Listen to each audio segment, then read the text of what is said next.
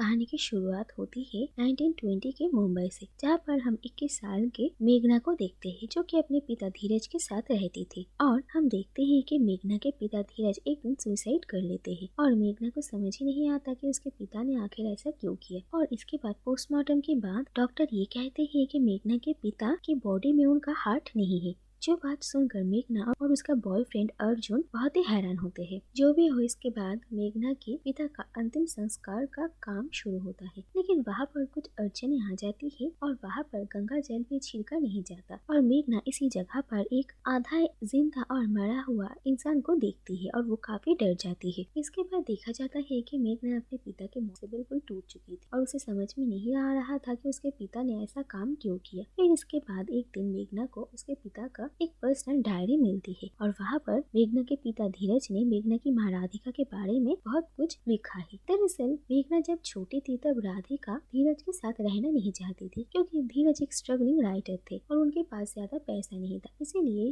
राधिका पैसों के लिए बहुत गलत गलत काम करती थी। यहाँ तक कि राधिका ने एक बार धीरज को जहर देकर मारने की कोशिश भी किया था, लेकिन धीरज किसी तरीके से बच जाता है और एक दिन वो एक पैसे वाले आदमी से शादी करके मेघना और धीरज को छोड़कर चली जाती है। और ये सारी बातें सुनकर मेघना को बहुत बुरा लगता है। इसके बाद देखा जाता है कि मेघना अपने पिता के ग्रेव में जाती है और वहाँ पर धीरज के स्पिरिट के साथ मेघना की मुलाकात होती है और धीरज मेघना को कहता है कि उसे राधिका से बदला लेना पड़ेगा, नहीं तो धीरज की आत्मा को मुक्ति नहीं मिल सकती। और मेघना भी अपने पिता के लिए अपनी माँ राधिका से बदला लेने के बारे में सोचती है और वो अपनी माँ से मिलने के लिए उनके घर चली जाती है। और मेघना अर्जुन से इसके बारे में कुछ भी नहीं बताती। और इसके बाद मेघना जब राधिका के घर पहुंचती है तो सबसे पहले उसकी मुलाकात राधिका के हस्बैंड शांतनु से होती है। और शांतनु जब ये जानते हैं कि मेघना राधिका की बेटी है तो वो बहुत खुश होते हैं और मेघना को उनके घर में ही रहने के लिए कहते हैं। शांतनु और राधिका की एक बेटी थी जिसका नाम था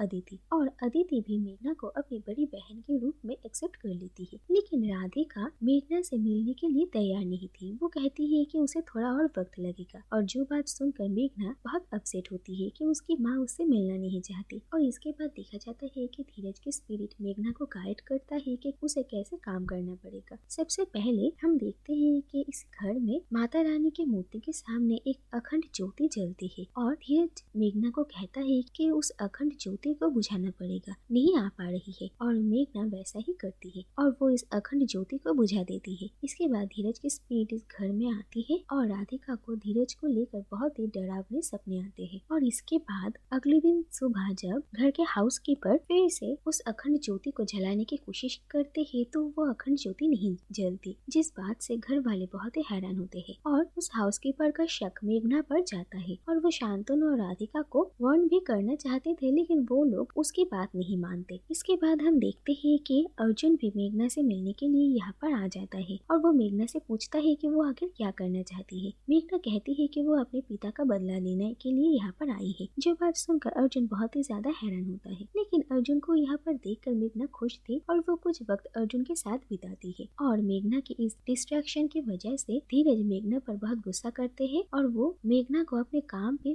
फोकस करने के लिए कहते हैं। और दूसरी तरफ अर्जुन मेघना को ये सब कुछ बंद करके उसके साथ वापस बॉम्बे चलने के लिए कहता है और वो कहता है अगर मेघना ऐसा नहीं करेगी तो वो उसके माँ और शांतनु को सब कुछ बता देगा। और मेघना क्या करेगी उसे समझ में नहीं आ रहा था। और इसके बाद हम देखते हैं कि अर्जुन पर वही काला कपड़ा पहना हुआ ब्राह्मण हमला कर देता है और मेघना को ये पता चलता है कि अर्जुन बहुत जख्मी है, इसीलिए वो हॉस्पिटल में अर्जुन से मिलने के लिए जाती है। और वहाँ पर मेघना देखती है कि अर्जुन पूरी तरीके से बदल चुका है और वो मेघना को कहता है कि मेघना को उसके पिता के मौत का बदला लेना चाहिए। और वो मेघना को धीरज के अस्थि का कलश देता है और इसके बाद मेघना को कहा जाता है कि यही अस्थि का कलश ले जाकर उसे अदिति के कमरे में रखना पड़ेगा और मेघना ऐसा ही करती है। इसके बाद देखा जाता है कि अदिति के बिस्तर में धीरज की अस्थियां रखी जाती है और उसके कांटेक्ट में आने के बाद ही धीरज की स्पिरिट अदिति के बॉडी में आ जाती है और धीरज पूरी तरीके से अदिति को पोजेस कर लेता है और अदिति की कंडीशन खराब होती जाती है। और अदिति की यह हालत देखकर राधिका और शांतनु दोनों ही बहुत ही परेशान हो जाते हैं। दूसरी तरफ मेघना को अपनी बहन का ये हालत देखकर थोड़ा बुरा लगता है और इसके बाद अर्जुन मेघना को एक जगह पर मिलने के लिए बुलाता है और अर्जुन मेघना को कहता है कि उन लोगों का काम अब खत्म हो चुका है और अब मेघना को अर्जुन के साथ यहाँ से चलना चाहिए। इसके बाद जब वो लोग यहाँ से जा रहे थे तो ट्रेन के मिरर में मेघना देखती है कि अर्जुन की जगह वही काला कपड़ा पहना हुआ, आधा चेहरा जला हुआ वही ब्राह्मण है और मेघना काफी डर जाती है। और इसके बाद ये समझ में आता है कि दरअसल अर्जुन की मौत तो उसी दिन हो गई थी जिस दिन इस आदमी ने अर्जुन पर हमला किया था और अर्जुन को मारकर उसकी बॉडी पे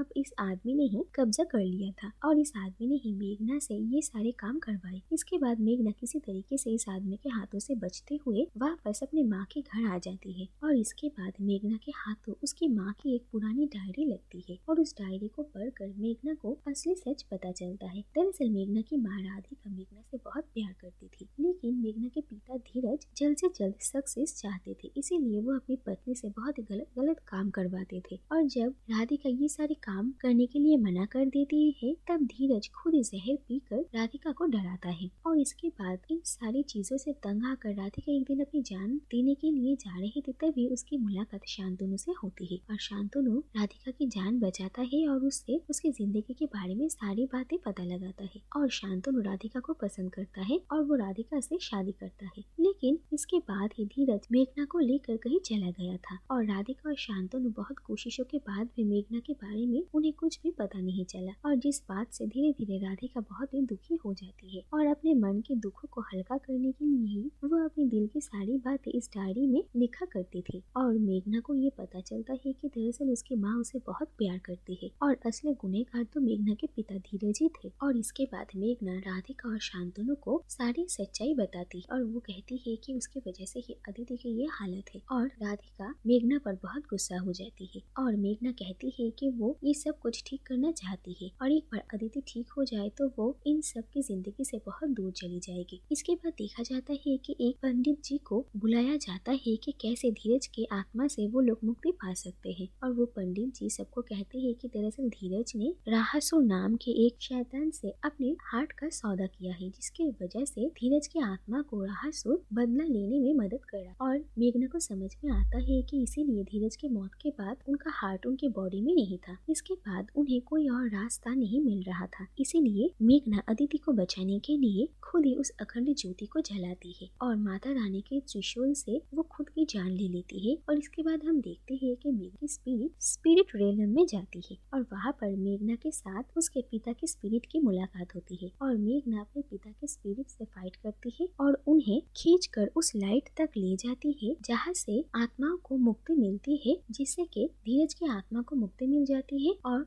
वो अदिति को छोड़ देते हैं। इसके बाद हम देखते हैं कि मेघना भी उसी लाइट के रास्ते जा रही थी, लेकिन तभी वहाँ पर अर्जुन की स्पिरिट आ जाती है और वो मेघना को रोक लेता है और अर्जुन मेघना को कहता है कि अभी भी मेघना के मरने का वक्त नहीं हुआ, मेघना को तो अब नई जिंदगी की शुरुआत करनी है और जब मेघना मर के उसकी स्पिरिट यहाँ पर आएगी तब तक अर्जुन यहाँ पर मेघना का इंतजार करेगा और वो लोग एक साथ लाइट के रास्ते जाएंगे। और इसके बाद हम देखते हैं कि मेघना की स्पिरिट वापस उसकी बॉडी में आ जाती है और मेघना जब होश में आती है तो वो खुद को हॉस्पिटल में देखती है और उसके पास राधिका, शांतनु और अदिति थे और वो सब मेघना को होश में आते हुए देखकर खुश होते हैं। और इससे ये समझ में आता है कि अब मेघना अपने परिवार के साथ एक नई जिंदगी की शुरुआत करने वाली है और इसी के साथ ये कहानी यहीं पर ही खत्म हो जाती है।